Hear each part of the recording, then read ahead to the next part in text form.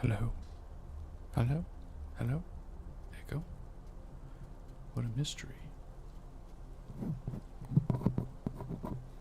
Anyway, let's get this going. Check, check, check. Oh, is one of these the mute? We might get a slight echo. A slight echo.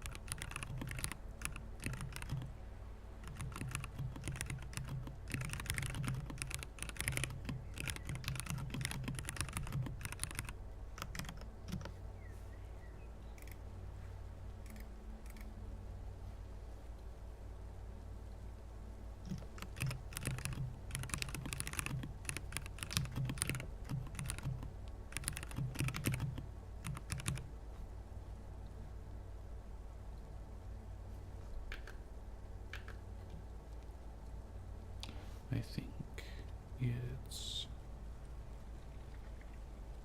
on the wrong one.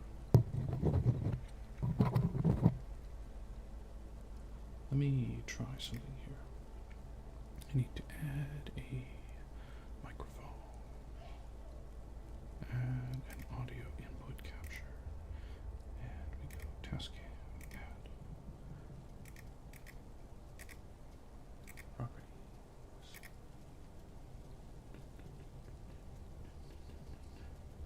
Party capture 8. Okay. And then the Movo is not default, it is actually Movo. There it is. Wild stuff. I really should have tested my mics before I start.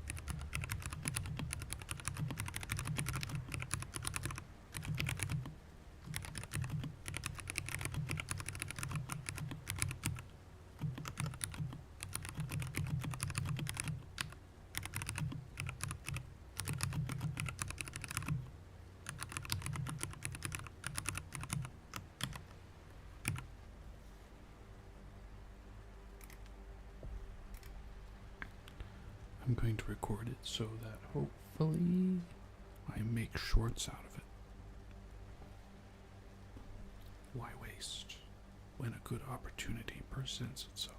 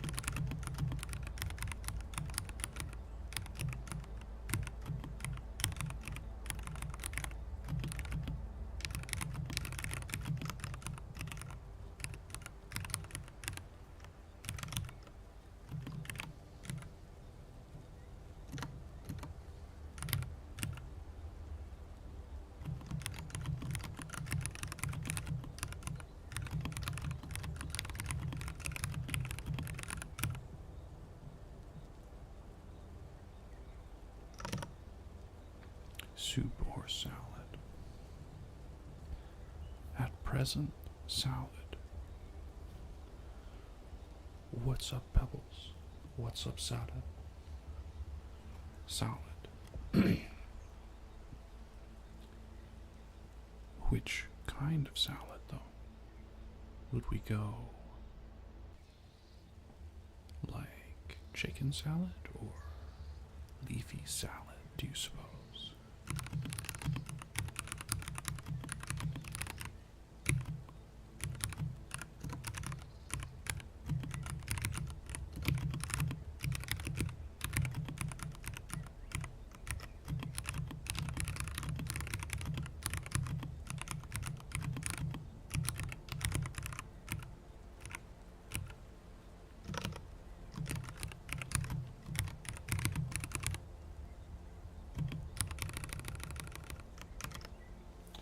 We have 3 for salad. Chicken. I guess you could have pork. I do ham and chicken, but also artificial crab. I wish I could do real crab, but we don't live close enough to an ocean to get real crab, so I take my crab artificial, like a real American. Anyway, yes, it's a fish with a little bit of crab in it and some flavoring. Wild, but it tastes pretty good.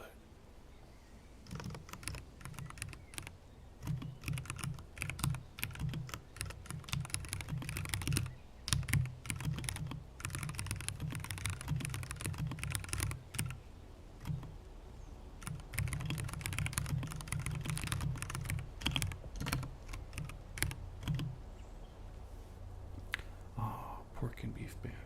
I mean, with beef, you're missing a little bit, but the pork, I mean, I could go without pork for the rest of my life and not feel bad at all. Bacon is good, but I'm sure you could just cut some other kind of meat really thin and fry it, and it would be similar. Anyway, do you go for chicken on your salad or something more adventurous like goat, sheep? I bet mutton in salad. Sheep would be really good, but we don't have sheep readily available here either.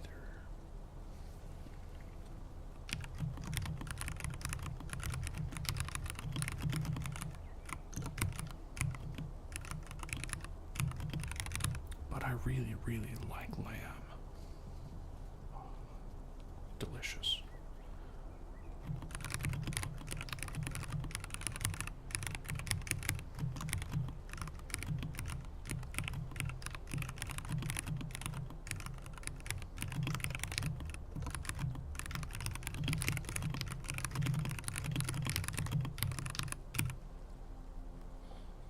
tuna salad.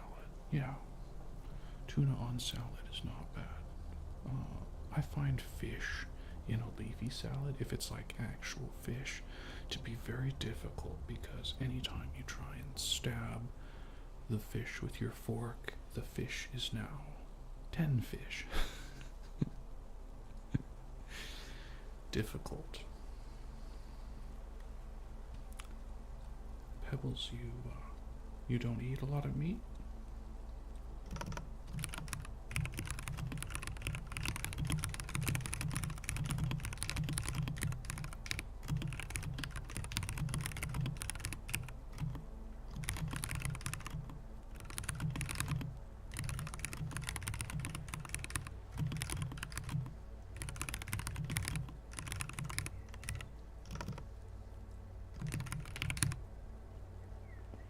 Honestly, though, chicken is, I think, the best to put because chicken is very healthy.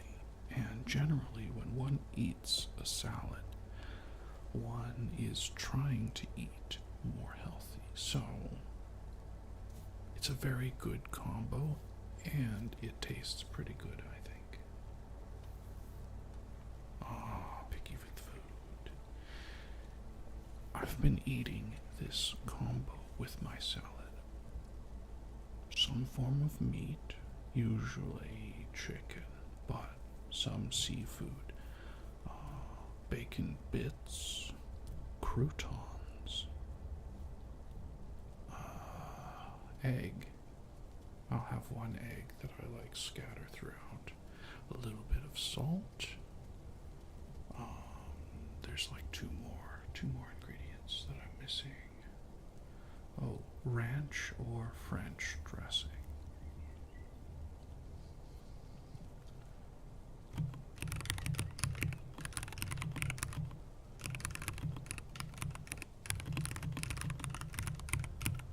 Soups, I have to be kind of cautious with personally, because if I have something that's like got oil in it, then the next day I have trouble, if you know what I mean. I have a lot of trouble with certain types of soup, and an excessive period of time that I spend in a little room on my phone waiting for the end.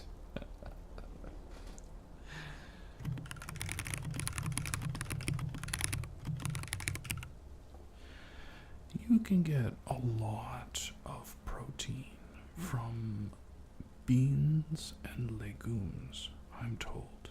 I'm not personally vegan or vegetarian, however, peanuts and nuts and seeds have protein, which is the majority of what meat would cover.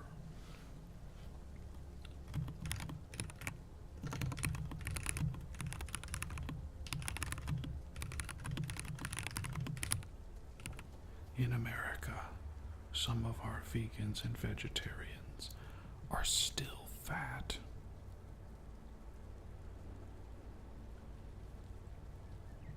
That's right. It's because they overload on bread, and the bread here is not normal. It's got additives, a lot of additives that we are currently trying to get removed from the food. American culture, becoming vegan and getting fat on bread. Fat on bread, yes. Yes. Also, the portion sizes are fairly large here, which is also why even the fit Americans you see are generally a little taller, I think, is because we have very nutrient-rich diets. But it's a little too rich for people that are not working out constantly. Flatbread, yes. The flatbreads are more healthy than the leavened breads, for sure. And a number of us do make bread at home, but not very many. but it would be a lot more healthy if we did.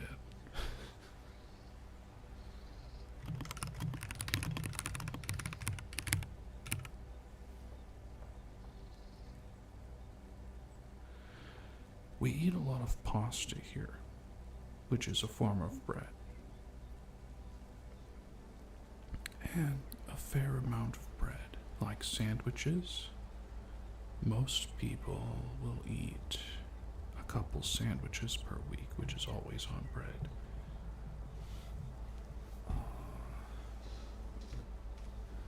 Yeah, there's a lot of bread consumed. There's also a lot of pasta. Mostly pasta, I would say. Almost everything has either bread or pasta in it because, yeah, we are very carb heavy. Very, very, very carb heavy. Someone who's not used to it will eat half an American portion and have dinner with just one meal for us. So, ooh. It's been a while since I've used the Tascam. Let me see if I can get it a little more stable. Uh-huh.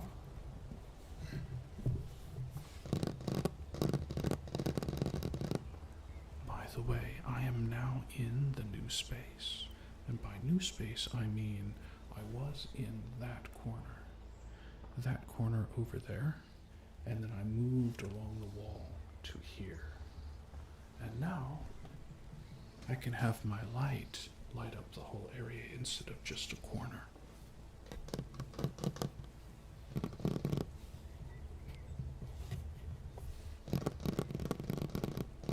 Four slices of bread. Yeah, I mean, it depends on the type of bread, right? And what you eat with it.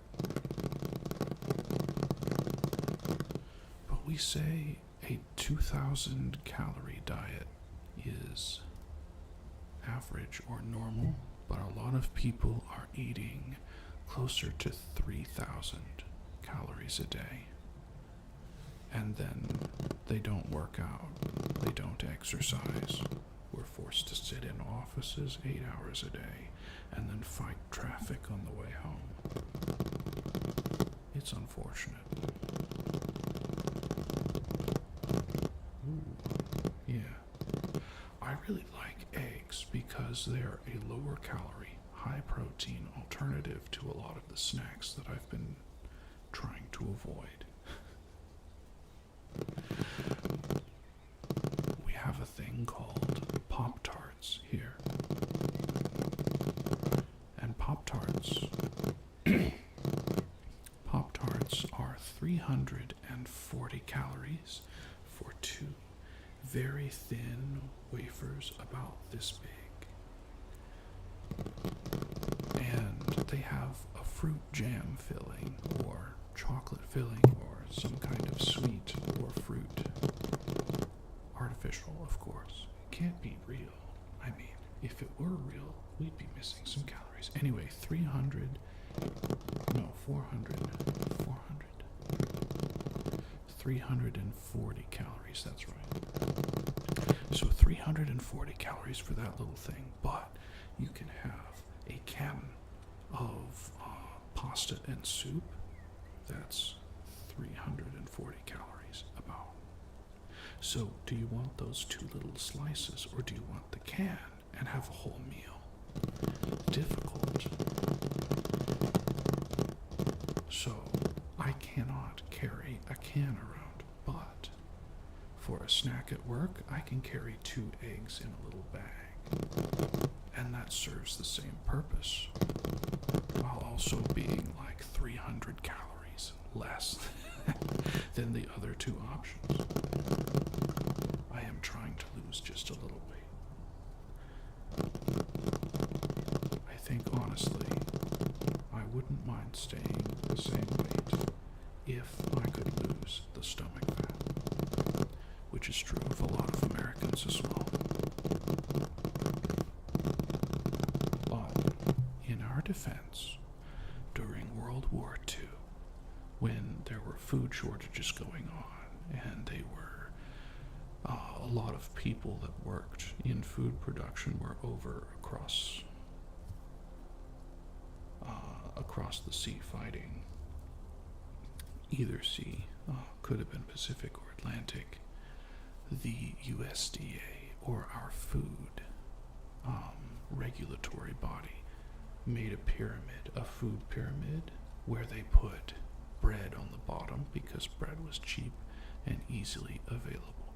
And so they said 8 to 10 servings of bread a day. And meat was further up. All the good stuff that's healthy and sustains you was further up the pyramid, where you would eat less of it per day. And they kept it after. I think they wanted to make us fat. It's one of my conspiracy theories, I believe. Hot Pockets are pretty good. I have a ham and cheese one that I do. You wouldn't be able to with the pork ban, but Philly steak and cheese is amazing because it's cheese steak. I guess you could substitute lamb technically. Red and green peppers in a crust with cheese, a lot of cheese. If you get a chance, Sada, I do recommend getting a hold of a Hot Pocket. They are almost in every store, and they come in many varieties.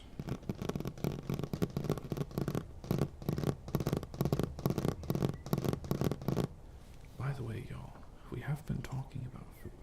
Oh, trigger request, there it is. Cloth scratching. I got you, homie. Let me do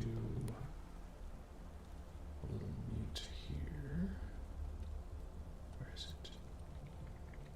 Oh, it's way up here. Okay. Task can, let's move that down there. And meat.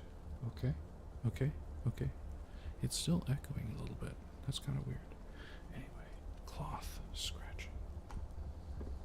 Let's get this over.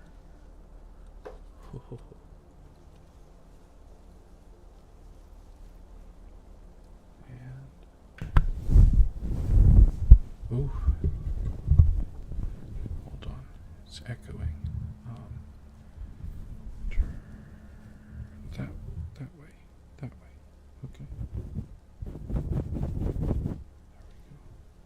And then I flip over here and mute.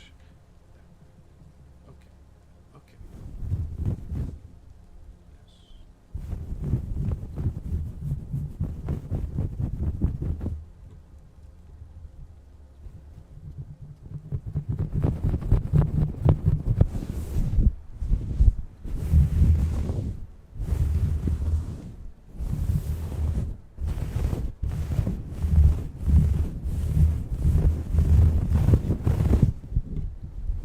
That's just a little too much.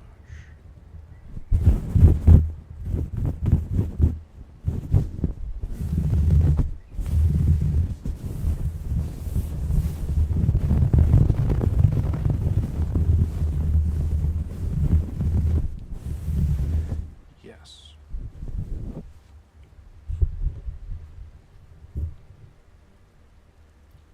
Movo. I do like it a lot better than the Blue Yeti, because the Blue Yeti right here is weak. The way they build them is really loose, and the wire breaks. So $100 for a Blue Yeti. For $40 for this, $60 cheaper, sounds the same or slightly better, and it's not loose in the wire connection.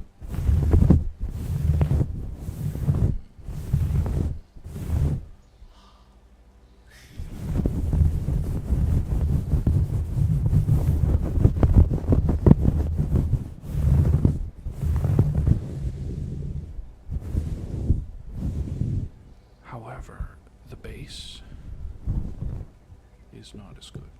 The Blue Yeti base goes all the way around, and this one is just on the backside. So sometimes, it falls.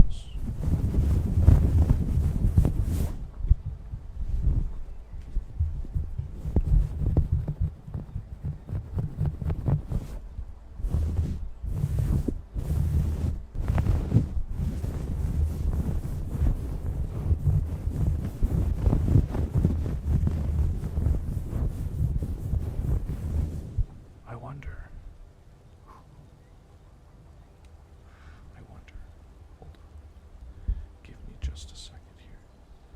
Just a second.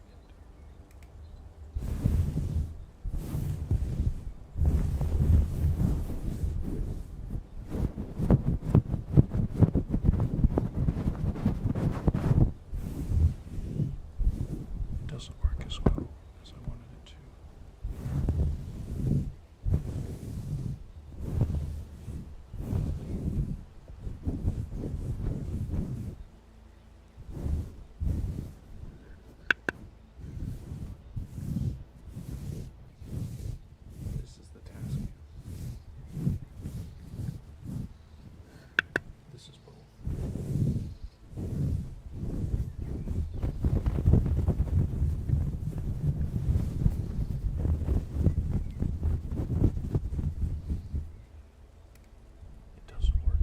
As I wanted it to.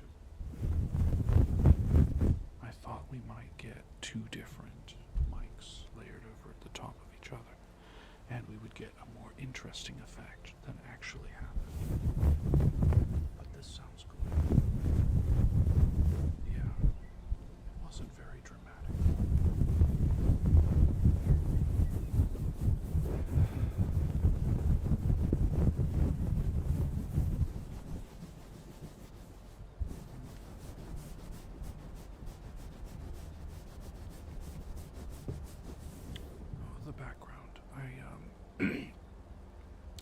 I did a roleplay ASMR, I think it was roleplay, where I was a robot, a maintenance robot, that had woken up the viewer, and the viewer came out of a hibernation pod in the middle of the abandoned city. Yes, the background is actually one of my custom soundscapes, so I recorded some bits. Let me turn it up.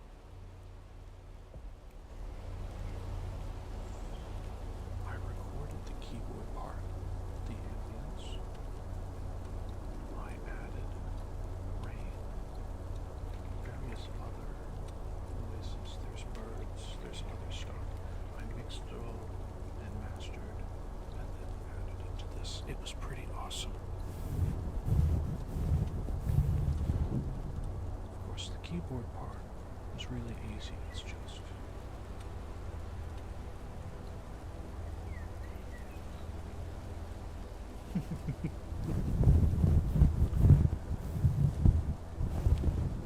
yes, I do.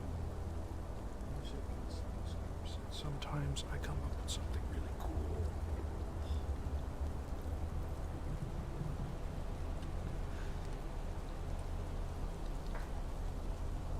The roleplay, I believe, is up on this channel somewhere. So you can actually go look at it. I think it was kind of similar to what we're doing, but more roleplay and less just direct conversation, I think. Difficult to remember. It was about a year ago.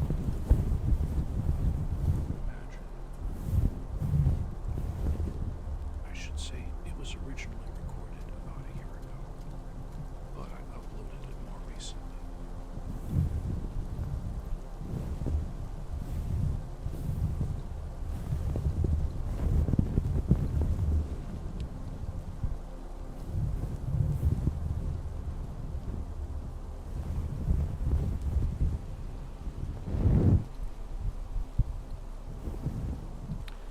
Yes, I do play games.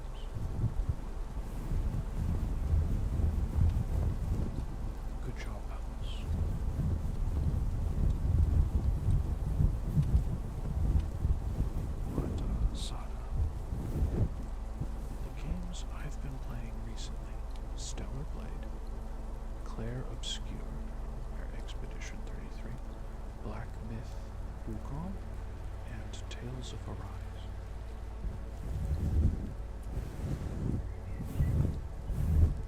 I haven't been playing them on stream because, well, I wasn't getting the results I want.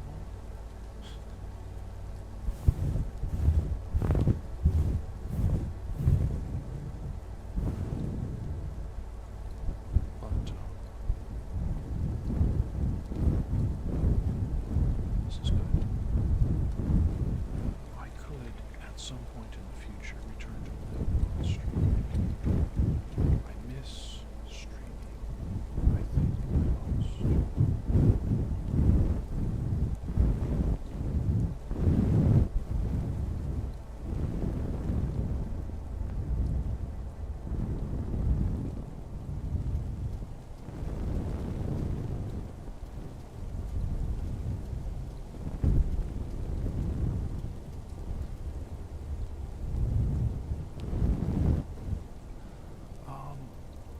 I'm actually not streaming on Twitch right now, but I would stream on Twitch and Kick, or I used to. Now I'm live on Kick. Hello, Kick people. And I'm live on YouTube. I don't think I'm going to stream on Twitch anymore until they get their leadership fixed. There's been quite a few things wrong with that platform for a while, and I wasn't getting good viewership over there anyway.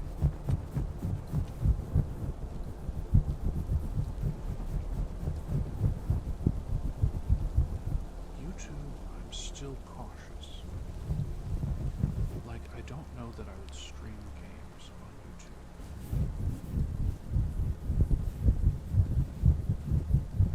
ASMR is a different matter because we're on my dedicated ASMR channel, right? But when I was doing ASMR on my main channel, YouTube, no viewers for you, no promotion.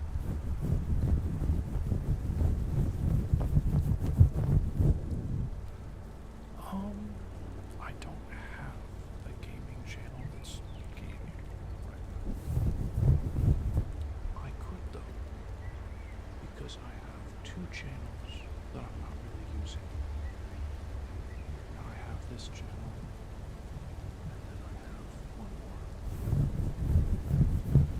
I am all Corsair right now. So this Corsair is the M75 wireless.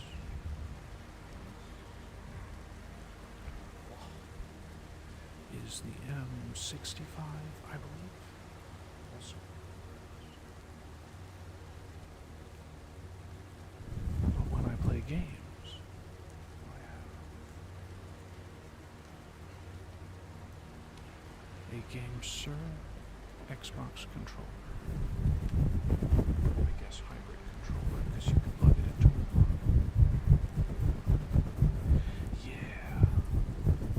I mean, I got Corsair because I was looking at different ones and like, what's the one that like a whole bunch of gamers use? Razer. Okay. So I started looking for a new mouse and keyboard just to try some new stuff because I've had the same ones for like years and years and years. They still worked, right?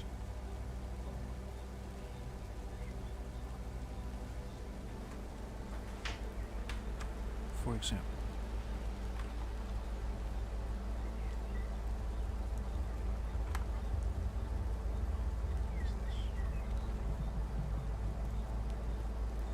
First Player.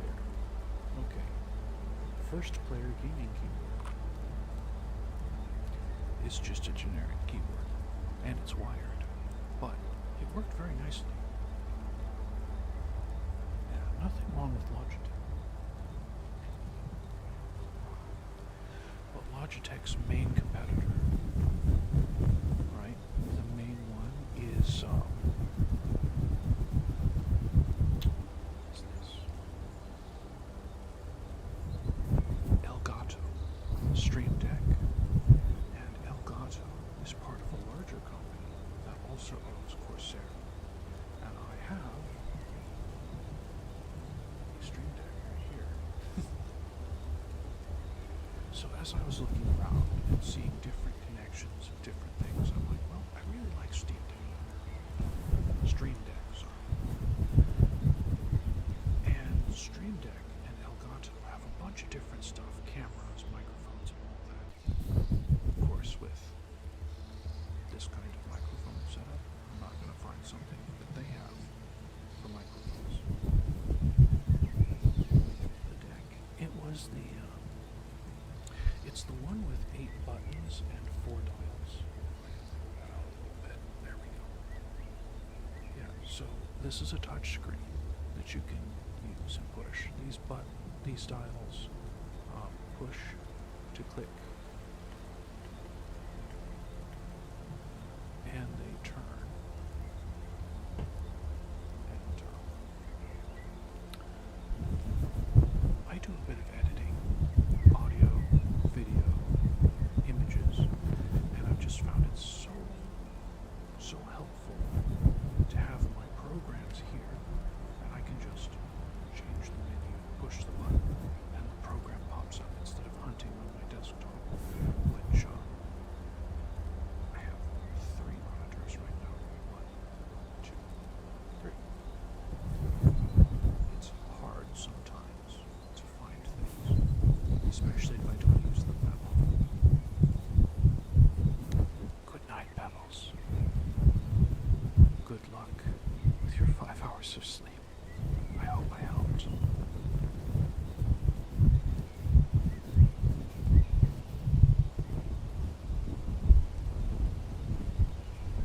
Change to a different.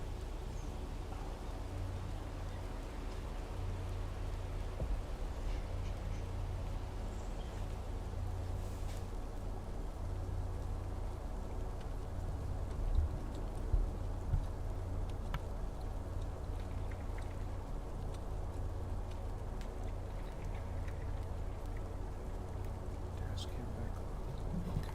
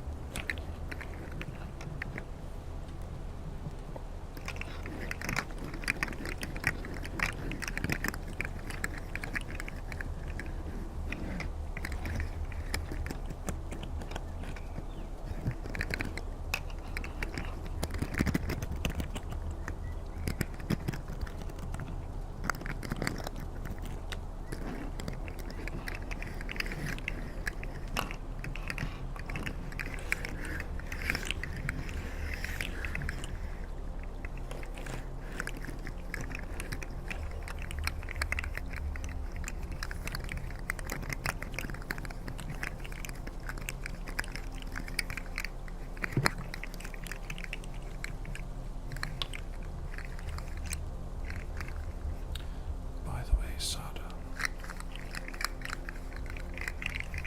if you have a trigger you'd like to hear, I may have it. I may be able to reproduce it. So if you have a request, trigger requests are free. I don't charge for them. Honestly, when I'm watching ASMR and I see 5 subs and you get whispering, or 400 bits for using the slug. I'm like,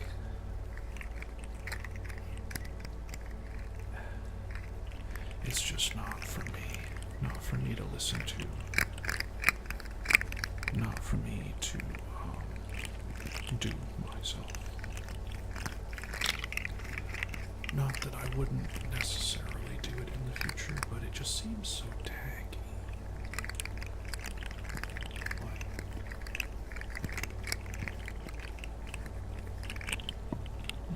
fair enough. I'll do my best to keep talking.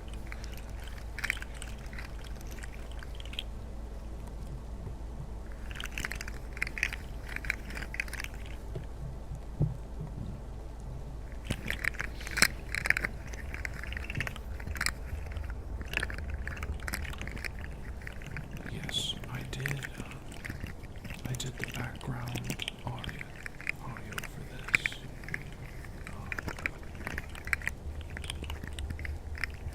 Stipple, like the word stipple, stipple, stipple, stipple, stipple, stipple, stipple, stipple. Or is it a sound?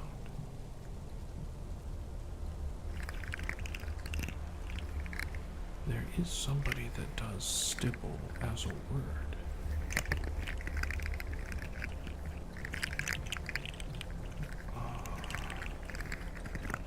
Trying to think of her name.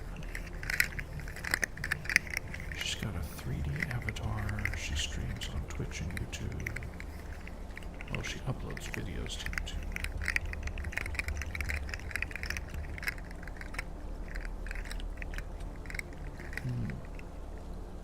Still.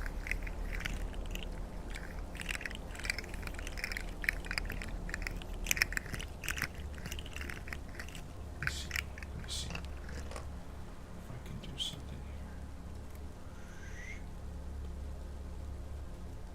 Maybe like right there.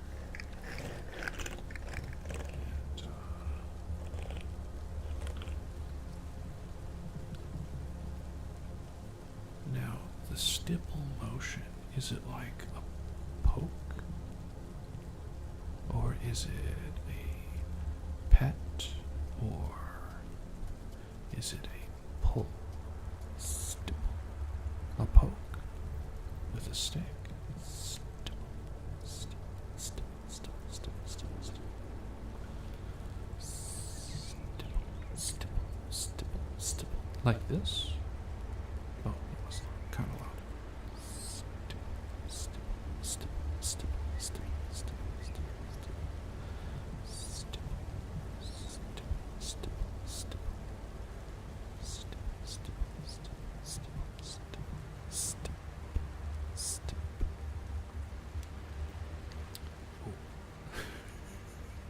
I was gonna poke the mic. Stipple, stipple, stipple, stipple, stipple, stipple, stipple, stipple, stipple, stipple, stipple, stipple, stipple, stipple,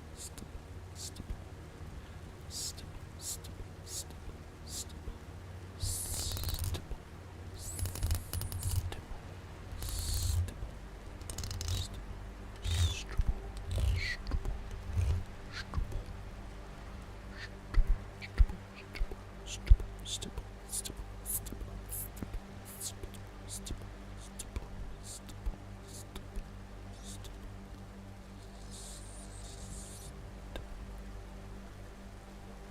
my mouth is dry for some reason.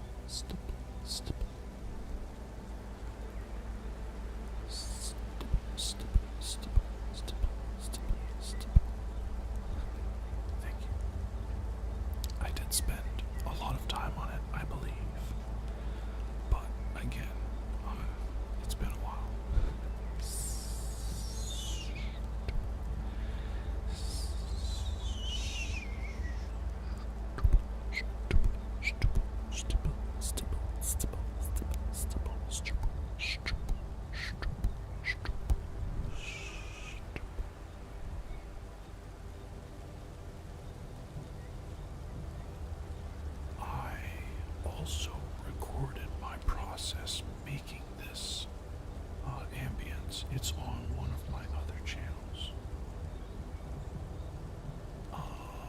Orion's Portfolio, maybe.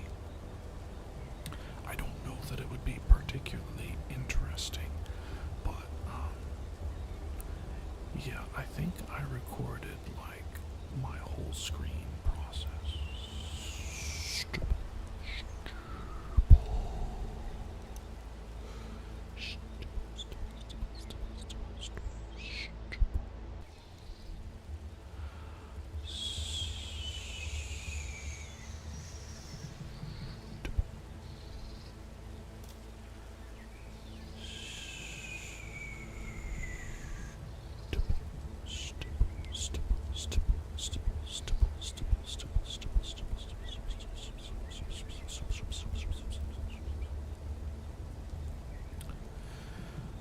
I do recall that Pebbles, who just left to go to sleep, was present for that stream.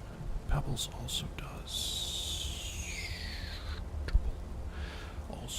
some music and audio engineering. So I think he's more like composition though, whereas I'm just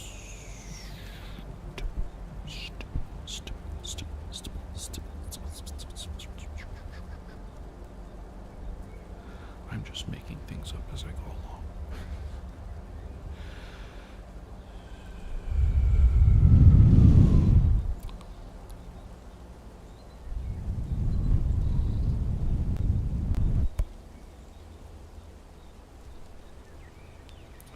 This reminds me, I have Logitech cameras here and here, but I'd like to upgrade them because the cameras I got, while they're okay, they aren't fantastic at lower light stuff, which this is lower light.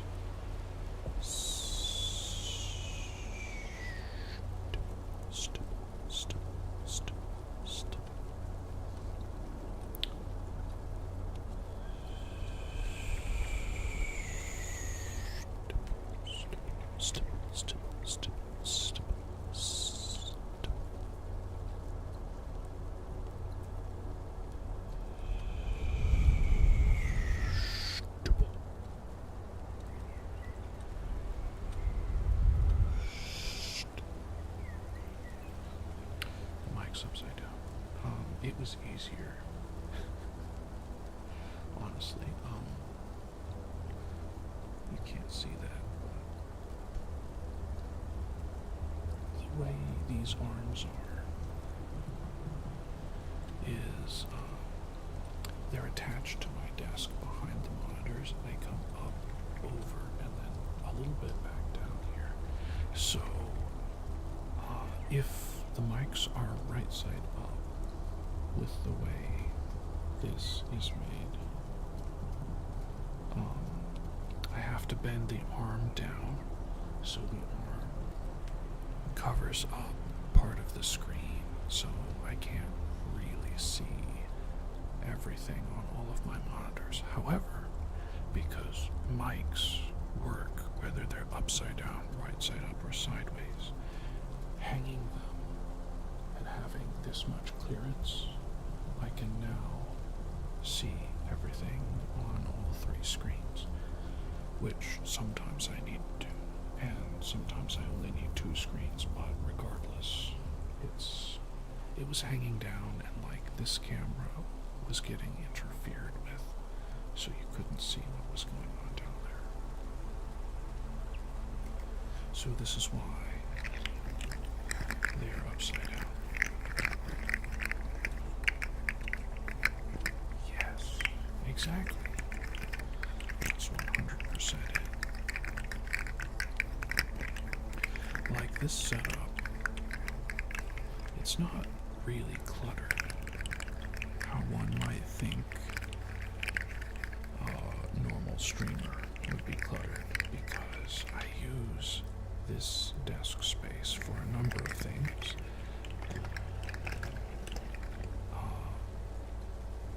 Obviously ASMR, and obviously also music. Oh no, no, it's practical.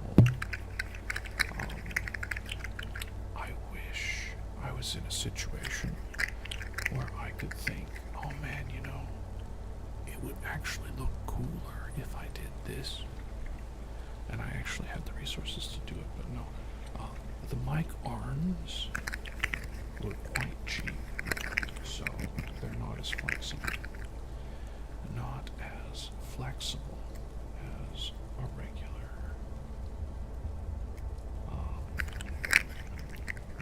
Well, I guess they are regular boom arms. But I would have expected a desk-mounted boom arm to hold more than 2 to 5 pounds, and these can only hold 2 to 5 pounds of weight. So this mic is right on 2 pounds. And if I don't keep tightening all of the joints, the mic will start to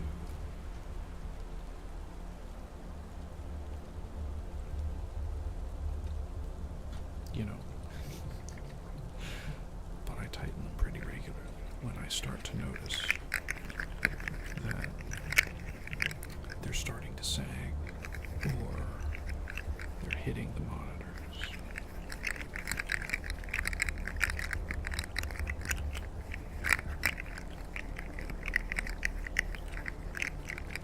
Yeah, I also use this surface to draw. I just removed the mat that was here.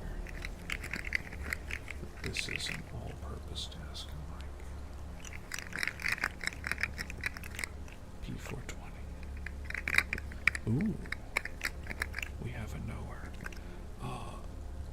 They are indeed P420s, AKG.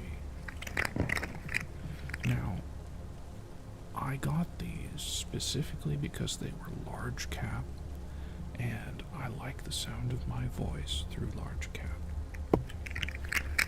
I don't know, compared to the others in this range, I only know that they were large cap. They had what I was looking for with the, it's a 3 pattern, a figure 8, a cardioid, and an omnidirectional for both mics. I just have them on cardioid, obviously, so that we don't pick up any bouncing off the screen voice. But they are not matched either. You can hear it. This one's lower pitch, I think. But I like it for mid to low range, and you are hearing my voice more as I hear it in my head speaking. Which, for me, I always hear a warm tone in my head as I speak out loud. But some of the smaller mics remove the low end from my voice, or limit it. So these actually, I think, enhance the low end a bit. Plus, it's really, really easy to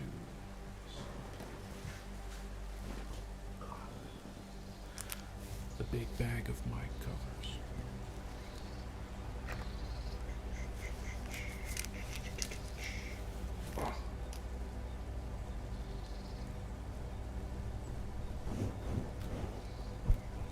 It's really easy to find mic covers for these, and they aren't as expensive as some of the others that are this size and shape. So the price with the large cap, and therefore a little emphasis on the lower end of the spectrum, was exactly what I was looking for. Plus, I like to get different kinds of mics. Movo, Tascam, AKG. I have a 3DO over there. I have Audio Technica lapel mics, choir mics that I sometimes get out and play around with. And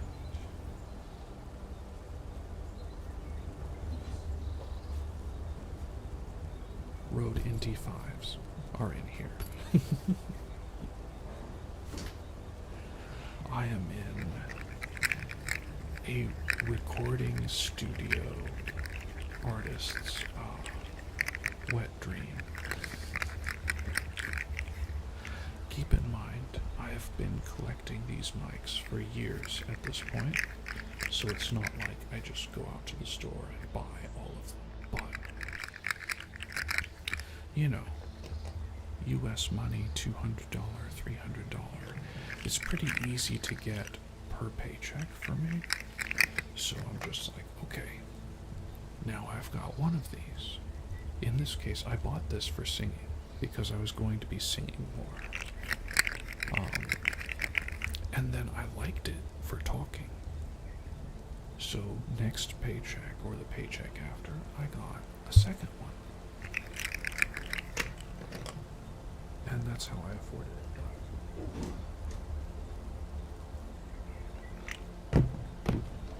This is probably a good trigger.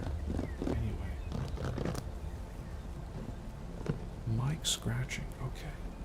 Just give me 1 sec. I want to pull this out real quick. This is my pride and joy. That's right, an FS Pro 2. The black ears of very, very expensive. Lots of saving up.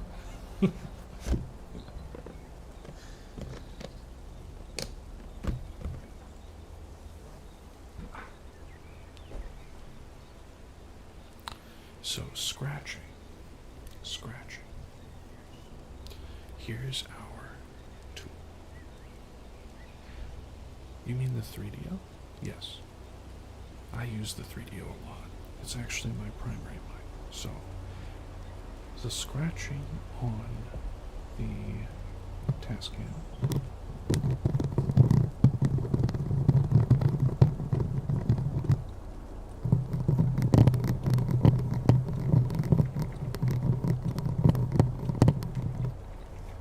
Scratching on the Movo.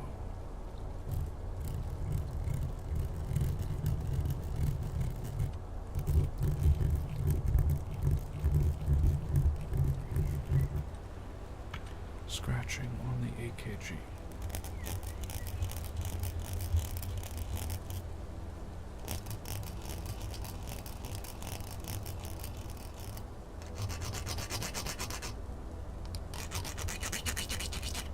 Movo.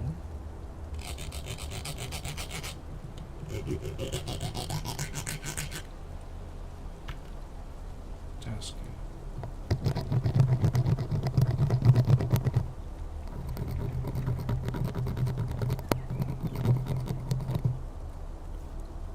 Now I want to say the Tascam is the most versatile. These you have to have something else to run them with. And the Movo, you have to have it plugged into a computer or a Tascam. And if you've got a Tascam, why not just use the Tascam? But this Tascam operates on battery, and it processes the audio itself.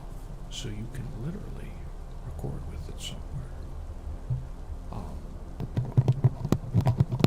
But these are going through my PreSonus Studio 1824C, which has 8 inputs. The Tascam is processing itself and coming through a USB, and the Movo is also processing itself and coming through a different USB.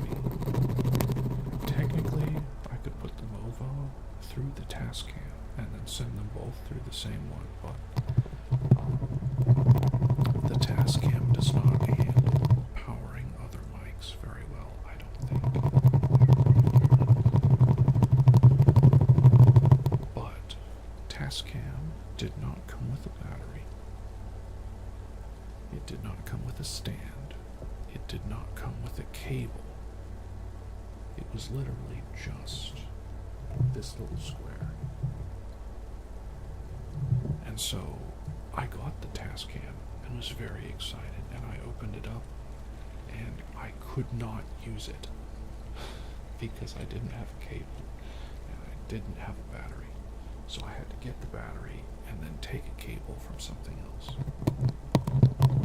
Plus, these are very flimsy. Let me show you a thing.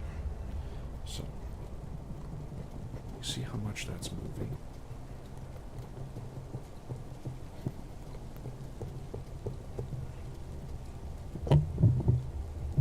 These two mounted microphones are attached with a 4-pole, would you call it a 4-pole 1/8 inch jack? So think like a headphone jack, not for this kind of headphone. I can just show you. I won't be able to hear myself, but not this size. It's attached with something this size to the microphone. And there it is. It's very flimsy, but the Tascam sounds amazing. And this particular model, the mics do not rotate. So if you want to swap them from cross to wide, you have to unplug them, swap them, and plug them back in, which is really obnoxious. I should have gotten the other model that you can just, rotate them in there, but I don't know what I was thinking. Anyway, the Tascam, I think, is the most sensitive out of all of these that are on the desk. But this Movo I will use for streaming, regular streams, gaming. And I'll just set it up right here and swap the polarity from stereo to cardioid.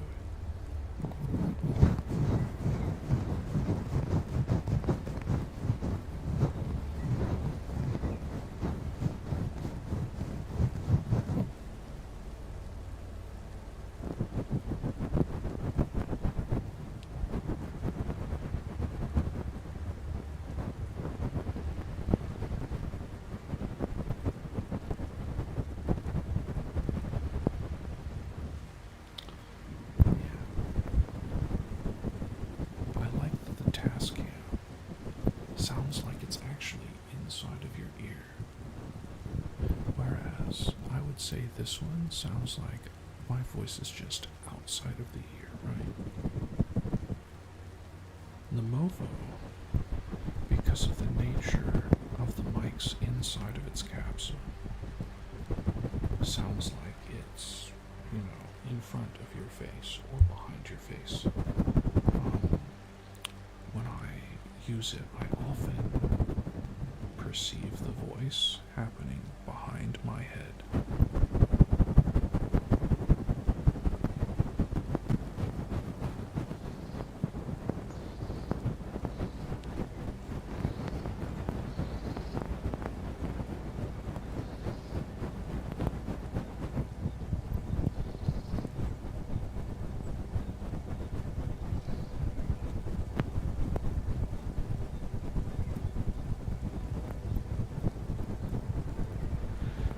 The 420, I believe, is made for instrument recording, actually, because some of the instructional manuals that came with it were talking about how you could hang it on the front of a guitar cabinet, or different, I saw stuff about miking, like trombones, or wind instruments like that. So these were supposed to be instrument mics, but I guessed correctly that they would do vocals very well. And I'm very happy that they worked out. I'm very happy with them. Tascam was made for field recording for movies or audio projects. So, for example, I took this when I got the battery. I took this to work with me, and I recorded. I have to park in a parking lot and then take a bus in. So I recorded the sound of the bus from inside the bus, from the doors shutting to there. And I recorded the sound of the rain bouncing off the windshield, along with the sound of my car engine that day. And then when I was at work, I recorded some of the machines starting up. And because of the sensitivity of it, it recreated the sound very authentically.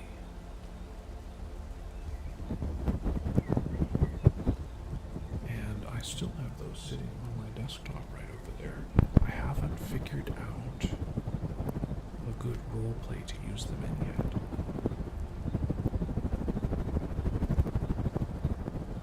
We have belts at work, machine run belts, that when they start up they make a particular noise, and then as they're running there's a mechanical whine that I thought was very interesting that I could possibly use in a background of some type as ambient noise. Not just like, factory ASMR, but like the mechanical whine and the rhythm of it was almost like it produces the same like relaxation that rain does, I think. And so looping it, thanks to the recording I did with this, is I think good as one layer in a multi-layer audio ambience.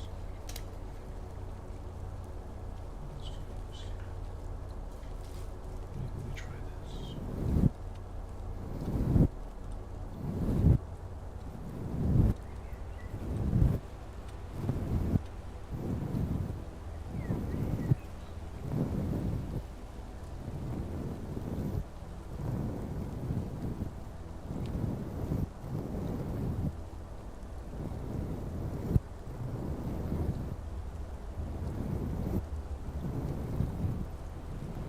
Are you an audio engineer, Sada?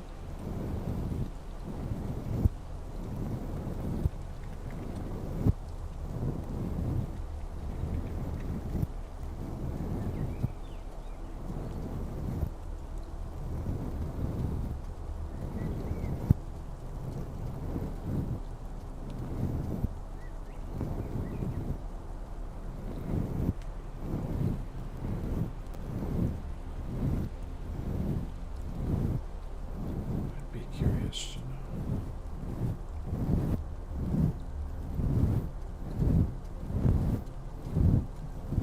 Ah,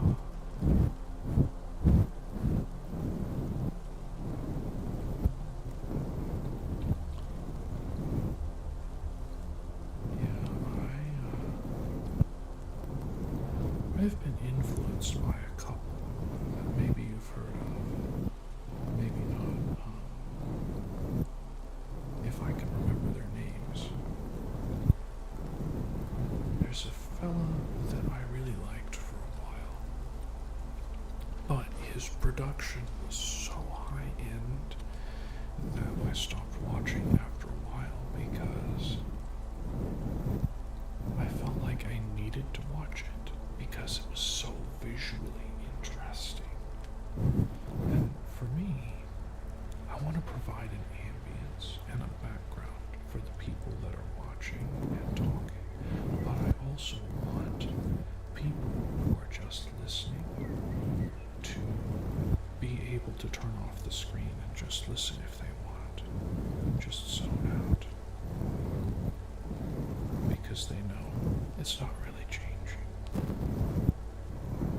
It's just me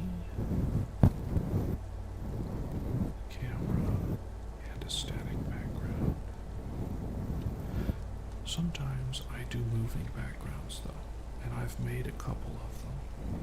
Like there was a under the water one where there was a wreck in the background and there was a wave effect over the screen, and then you saw little fish going across, different little fish. And then I did the audio ambience for that to include whale songs and fish noises and passing ships over the ocean. I've used that one once or twice. It's such a high effort thing that I can't ever seem to motivate myself to do more of those.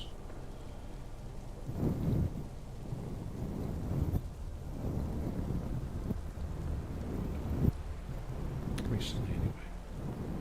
Yeah, there was a guy, I think he's German, and he would have like white themed ASMR, and all of his triggers were white, or very close to white. And I think he has 1 million followers on YouTube. Very big ASMR artist. Really respect the guy, but he did some sounds that were very experimental. And I liked that mad scientist, relaxing mad scientist idea.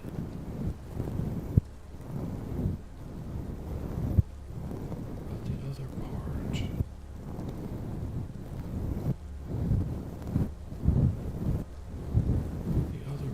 of my background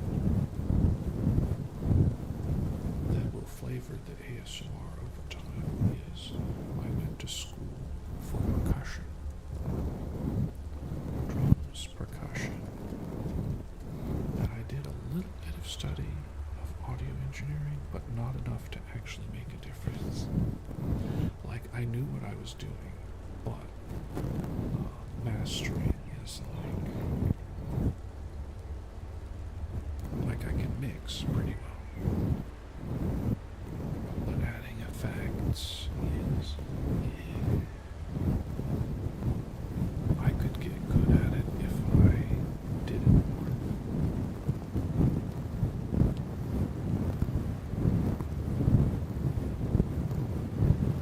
Dr. T.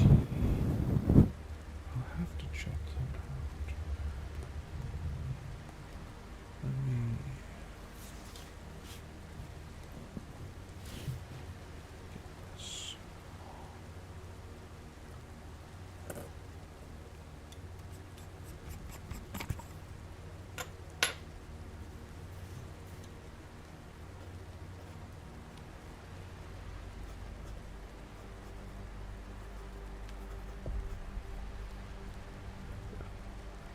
Dr. T.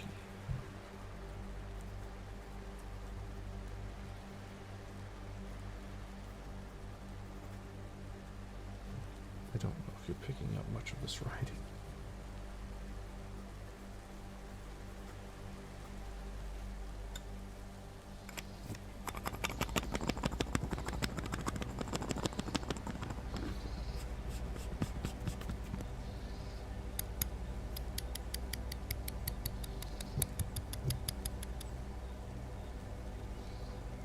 This, by the way, is an ebonite fountain pen. Yes. I just got it today. This is a 5280 red wood grain ebonite fountain pen in medium. And this is my little buddy who's holding it up. You like fountain pens, Sada? A based fountain pen enjoyer.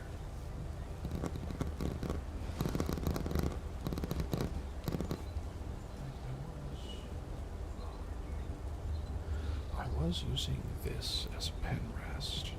It's really neat, but the channel in the glass has kind of rounded edges coming into it, as opposed to like sharp or more of a slope. So it doesn't fit fountain pens in very well, or really hold them even.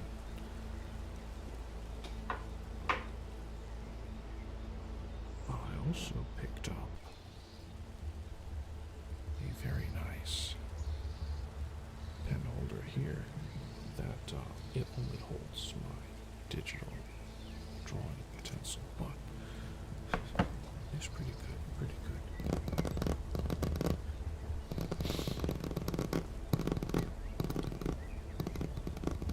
You use fountain pens, Simon?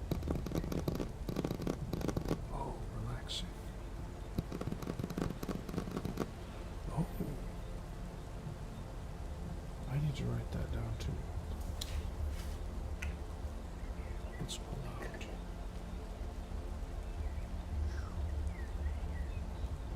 You could probably tell by the color scheme if this doesn't focus. It's not going to focus. This is a sailor. And I actually did a custom nib grind on this one because I can't stand the default sailor feel. So I smoothed it out. Okay, relaxing ASMR.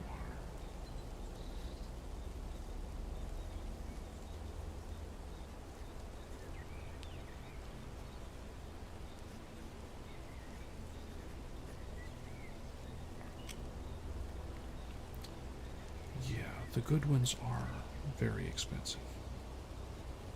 And again, for me, time to show off. Why, yes, it's a Mont Blanc. This is a 264 made in 1951 to 54 with the ink window. And you can see I've just got some like really, really dark brown or black in there.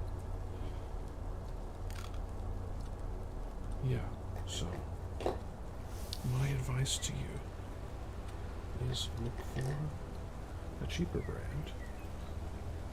For example, this is Asfine, which is Chinese made, but Asfine and Hongdian are actually really good quality for being fairly cheap, fountain pen wise.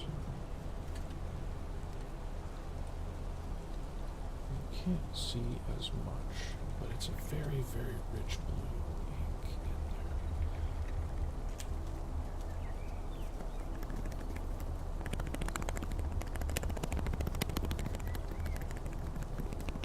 It's a pretty good sound. I've done a couple unboxings, ASMR unboxings, on this channel.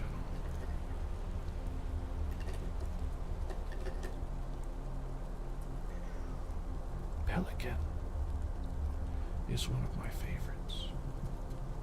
And Pelikan's got some less expensive ones that are also really good. This is an Pelikan M200, which also has an ink window. It's green.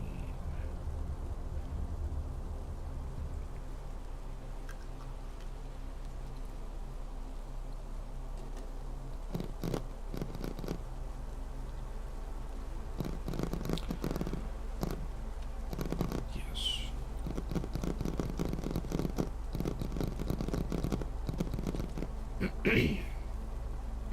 There are a couple of Indian brands that are also pretty good quality.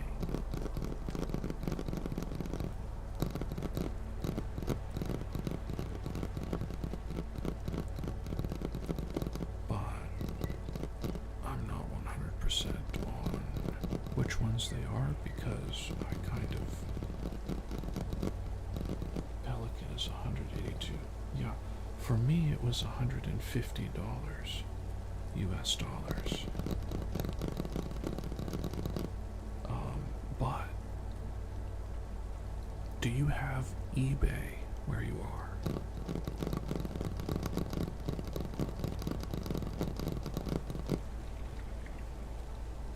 because I've been getting a lot of pens on eBay used. No eBay, okay. Do you have any other kind of large resale site like eBay?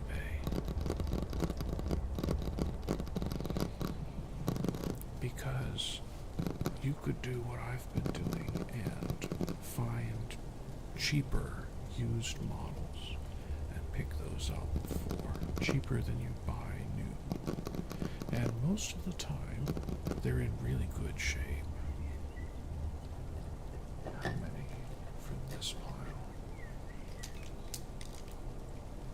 1950s, found on eBay.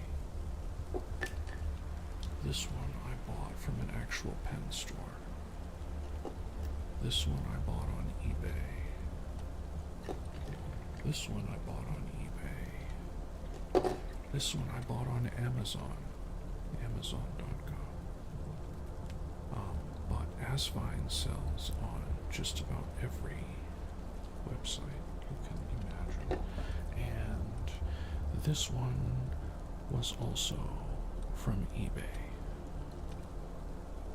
It's gorgeous. Oh my gosh.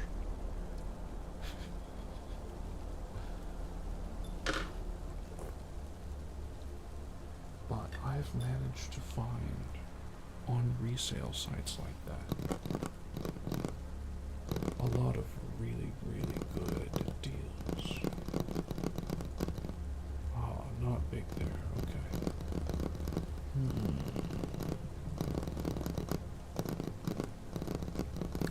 If you ever happen to travel around to outside of that area you're in, I do recommend having a plan for looking on such resale sites.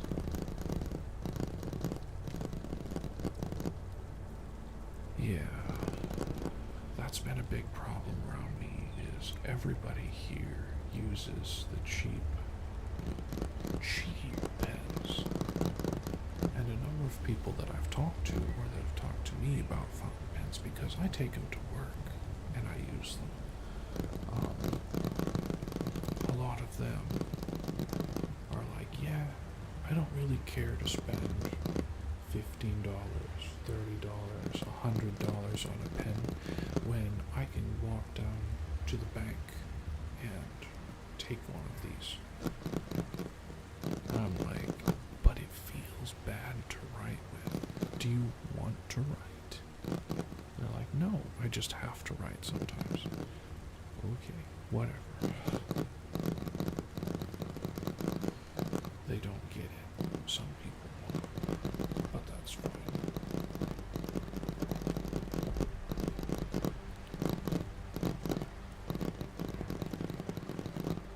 There are some really cheap Japanese ones that are good from like Pilot or Pelican. Pelican? Not Pelican. Sailor, Pilot, and Platinum. This one's a Platinum 3776 with a coarse nib, so it's like a triple broad. It is massive.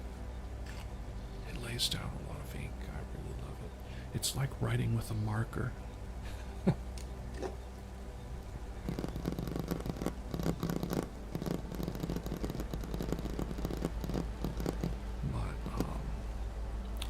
Whole bunch over the last year, maybe a little less than a year.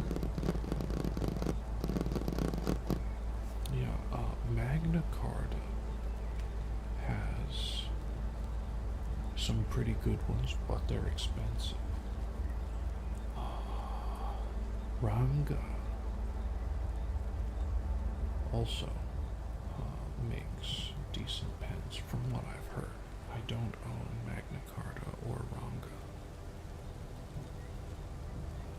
for that. Yeah, I would just do a search, or if you have access to an AI, ask the AI, can you name some Indian fountain pen brands? A lot lot of my research into fountain pens has come through AI because I'll say, are there any fountain pen ink manufacturers in Thailand? Or I heard about Lennon Toolbar in Thailand. Are there any more ink manufacturers in Thailand? And then the AI is like, oh yeah, here's a list of blah, blah, blah, blah, blah. And I've never heard of any of them. But I go and look, and it's fun to look at. So I look, and I have fun, and I research, and I learn a bunch of useless information because I'm probably not going to import any ink from Thailand to the United States. Probably not. But if I ever get some money and I go to Thailand on vacation, I now know. Yes, Pilot Metropolitan is quite cheap. Lamy Safari is about as expensive as an Asfine, which is a Chinese brand.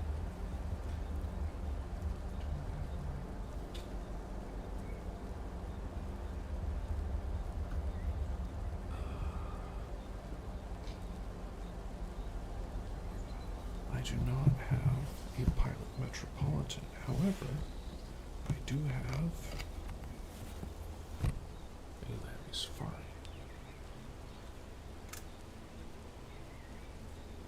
And I don't particularly like it because it's a fine nib. Parker, you say? Parker, you say? Parker, it has been and remains a decent brand of fountain pens. So, if you can find Parker, they are pretty good. I was going to buy a Parker, but if I go to buy a Parker, sorry,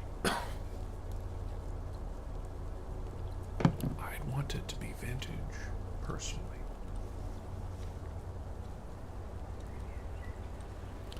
Like this vintage lever filler Esterbrook. I just find them very interesting that pens that are 100 years old are still functional. They used to make them very good, but the current Parkers are also good from what I understand.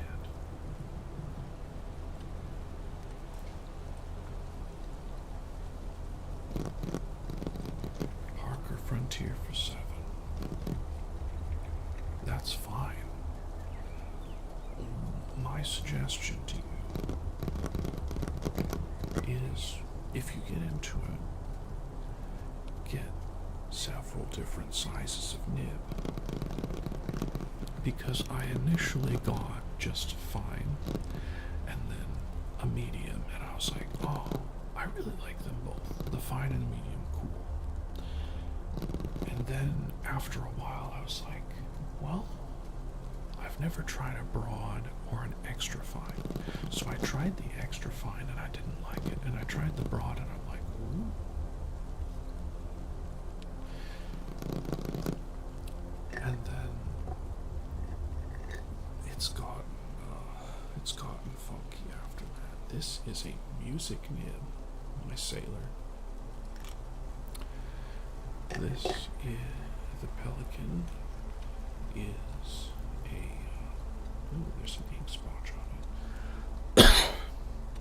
I'm sorry. The Pelican is an oblique, not an oblique, a italic. Parker recommendation.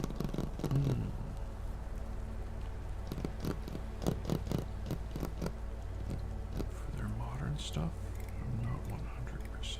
Give me a sec.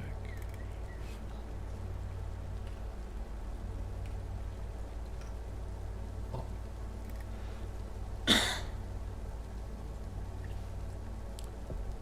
Man. Kick is screwing me over. Do.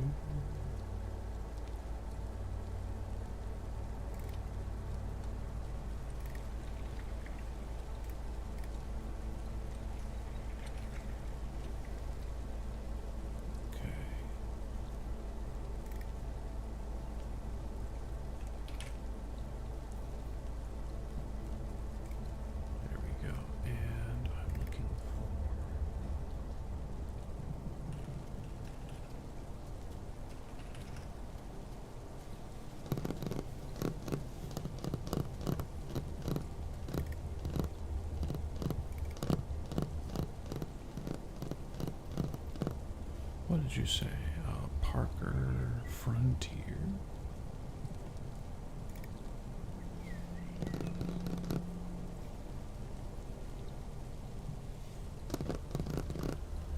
Dual-fold classic.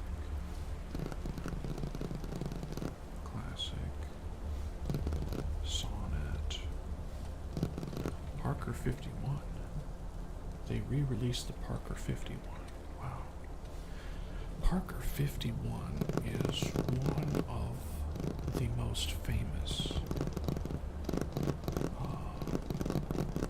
widely produced fountain pens ever.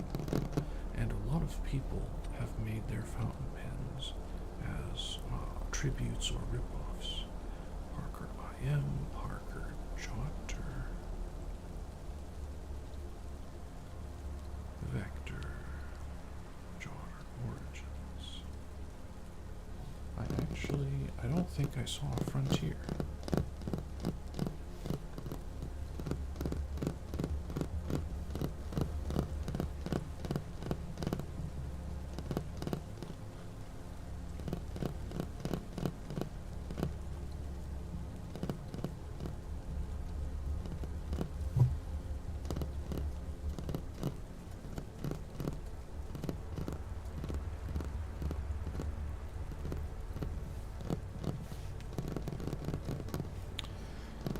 Say whatever you can get, but start cheap.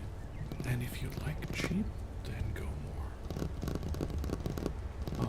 Because fountain pens are something personal. I think they're a lot more personal than a ballpoint, where any ballpoint feels almost exactly the same, right? But every fountain pen feels different. And I want to tell you, my first fountain pen was a little $12 fountain pen, a Chinese pen. Hongdian. And I still have that thing, and I like it. I don't use it all that often, but I like it. It looks kind of like the Vector XL is one of the cheaper ones. Jotter's Just.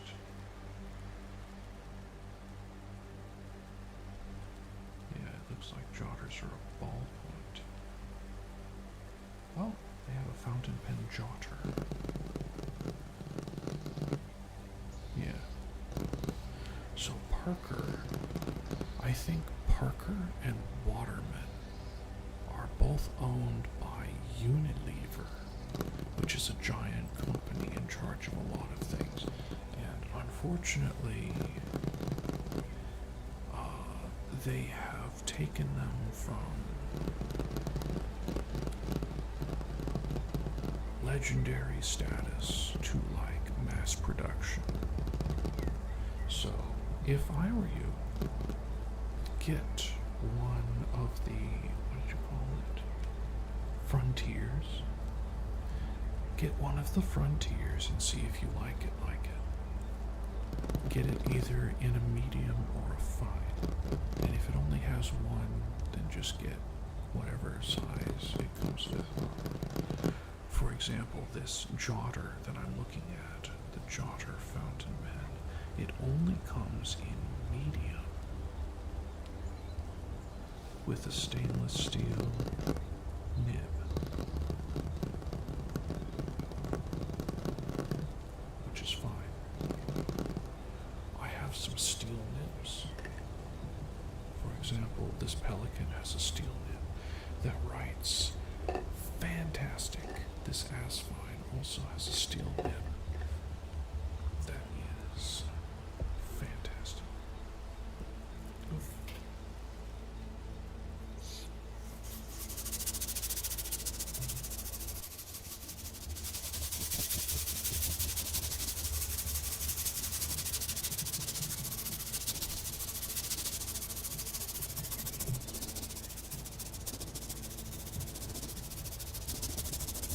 So yeah, go with a cheap model first. Get used to it.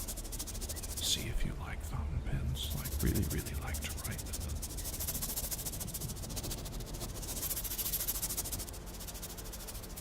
And then if you like it, start researching your next one.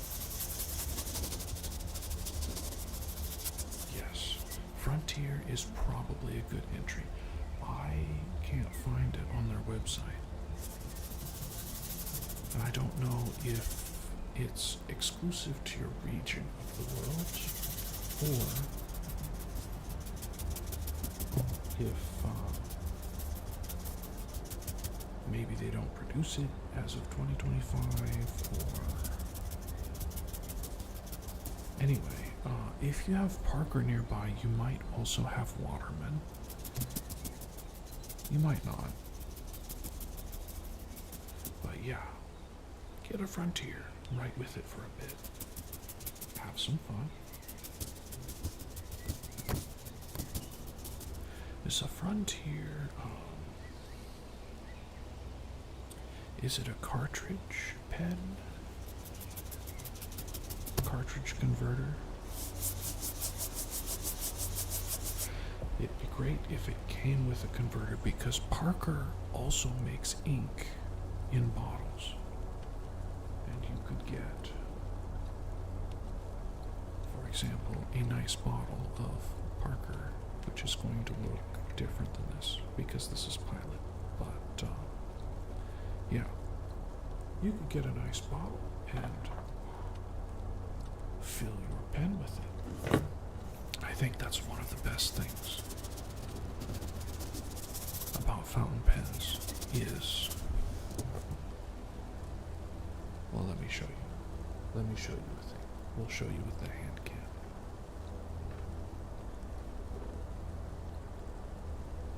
You have so many bottles to choose from. So many different inks, different colors. If you're adventurous, you can combine a couple of them and get a new color.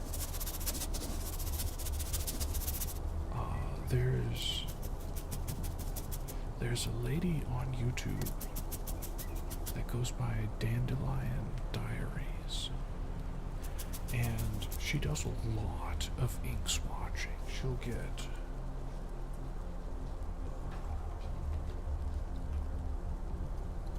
get samples, ink samples, and just swatch dozens of them, 20, 30 at a time, and she has videos, and it compares all of them, and you actually get to see them as they're dry.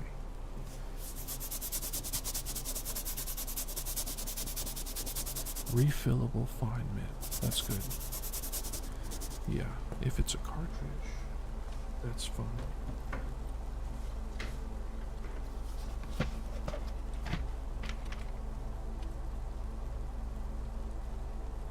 It'll have a little color on the end, and you're like, oh yeah, that's blue. Plug it in, and it works.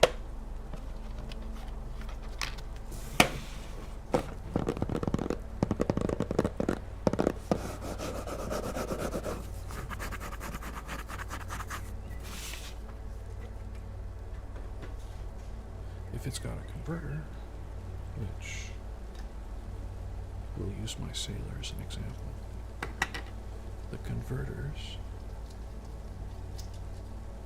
are reusable with a little twisty on the end. And you just stick it in the ink, and you twist it, and up comes the ink. And then you return the nib and the converter to the body. Tighten it down, and all set. It's very fun taking them apart.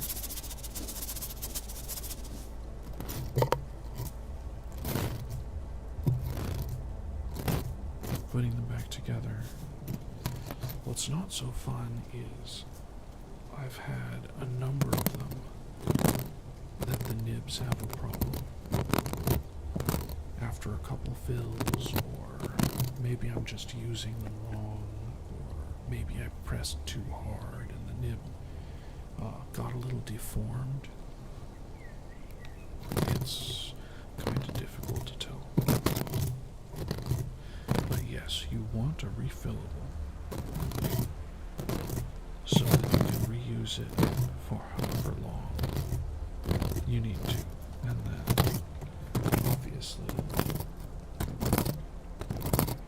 yes, Schaefer is a good brand.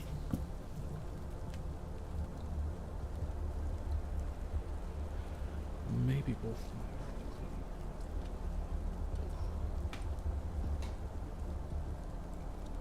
Let's see.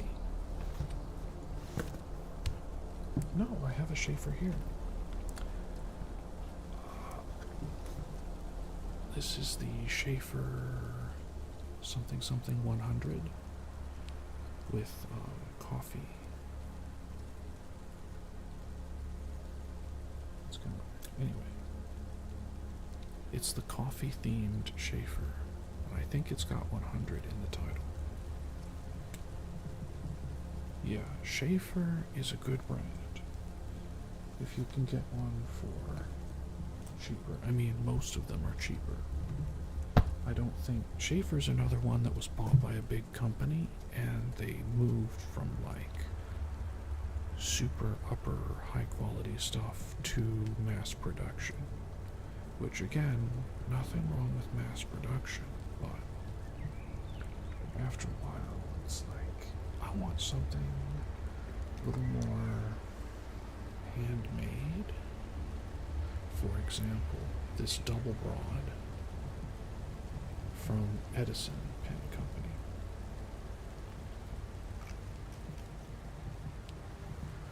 Or this Ultima Vac from Gravitas. And that's what I'm doing now. Good price, converter, that's a good deal.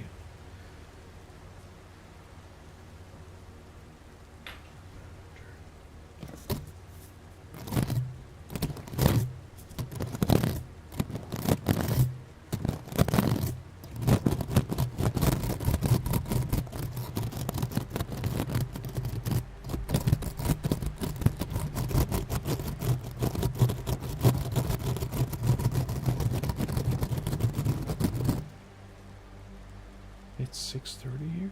Oh my goodness. Yes. So think small at first. Get one or two. Maybe get an ink color or two. Of course, getting a blue, a nice blue, would be prime. You can see the color blue there. I inked up a pen and then I just scratched a bit of the color on there so that I could see it. Having a good blue, always useful. Having maybe a red. You can see the color red in here. There it is. Having a good red. Or a black sailor.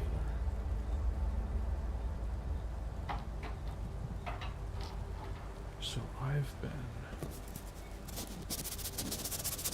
since I maxed out like cheap pens, I started getting more expensive pens.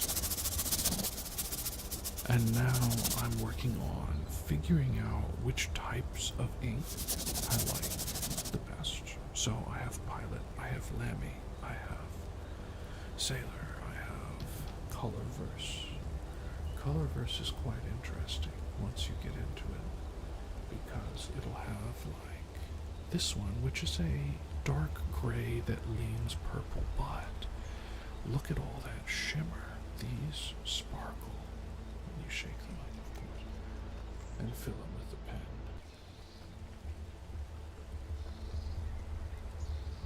Oh, look at that. And then it'll all settle out again. Anyway,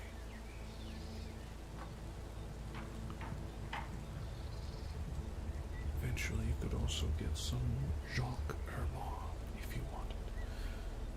But I think now that I've gotten a bunch of pens, that ink for me is probably going to be the thing that interests me and keeps me going, because I have a bunch of good ones now, a bunch of different brands, and I'm developing favorite brands. For example,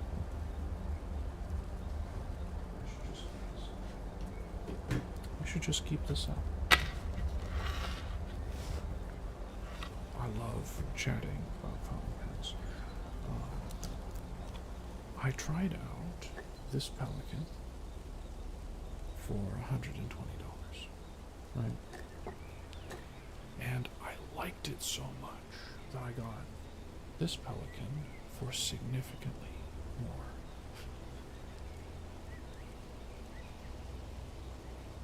With the ink window, it's blue and cream Pelikan M800. And I need to ink it up again because it's really, really smooth. Oh my gosh. And now I'm looking at getting the current special edition Pelikan, the 809.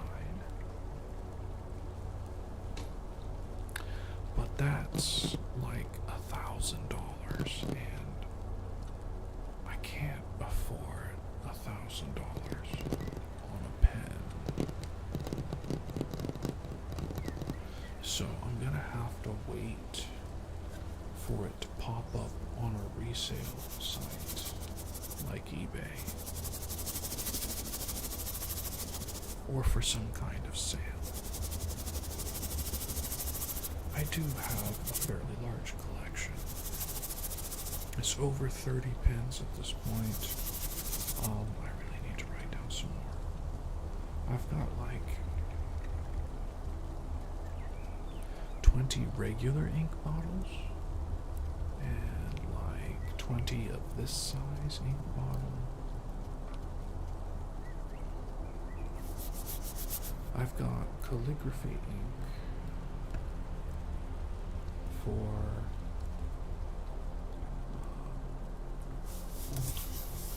dip pens.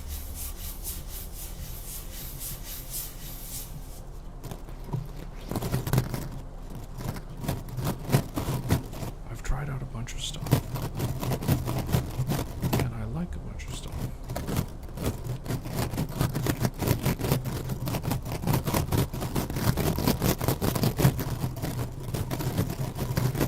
But I'm definitely slowing down because once I tried the Mont Blanc and picked up a couple different other Mont Blancs, like I have the 1951 that I use for work. I have a 1971 and a late 1980s, early 1990s 146, which is the main model, I would say, for them. It's 146 and 149. Most people, if they get a Mont Blanc, they get a 146, and then they stop buying Mont Blancs because they're like, yeah, I got one in my collection. But Pelikan and Mont Blanc are my best writing pens. They feel the best to me. Pilot is very close, which is kind of strange, maybe. Pelikan and Mont Blanc are both German brands, and Pilot is Japanese. I love a lot of Japanese things. I do like their fountain pens, actually, but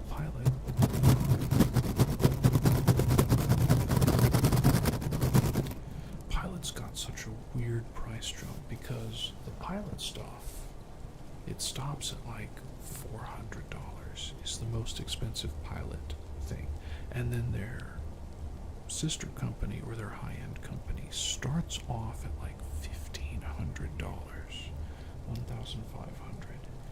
It's a very big jump, very, very big jump. And I keep looking for Namiki is their expensive brand. I keep looking for Namiki that have been used so that I can get them cheaper, and because they are Urushi pens and they have Radin and what's the other one? Makie. They're art pieces, they retain value. So they sell for 15 new and it might be 1,300 used, and I'm like, I can't afford over $1,000 for a pen unless I save up a long time.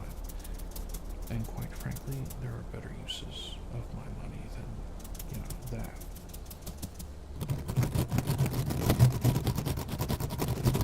It is.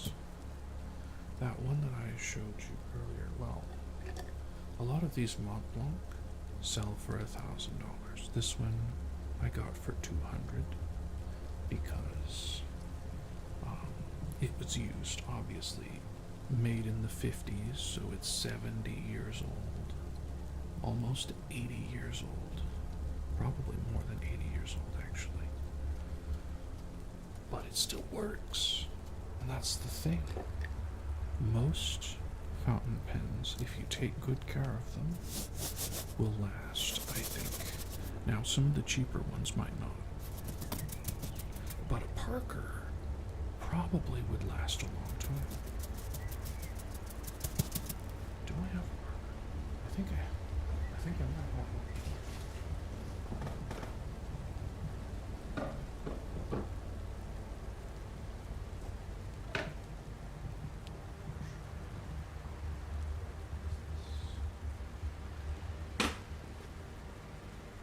It is a Parker. Oh my goodness.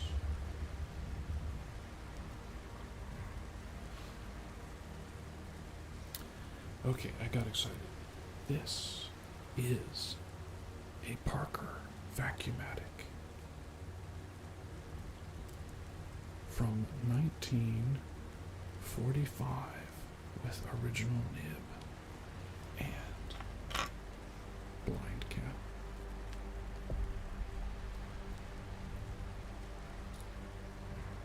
It is, of course, a vacuum sealer. So you put it in the ink and you press the button and up it goes. Amazing. This pen is from 1945 to 2025. It is exactly 80 years old. Yeah? Or was it 90? 25. No, it's 80 years old this year and still works. I got this one for $50 on the resale site. And, you can still see through the barrel. It's been very well preserved.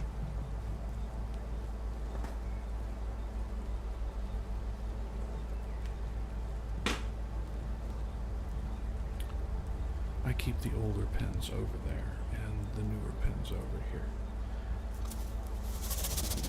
I really need to stop streaming. I've been streaming for almost 2 hours. It reminds me of the old days when I used to stream like twice a week for 2 hours each. Man, I miss streaming. So, I am going to wrap it up because I have been yapping for almost 2 hours. It's good to meet you, Sada. Thank you, everybody else, for tuning in. Kick, I really hope I didn't miss any messages from you.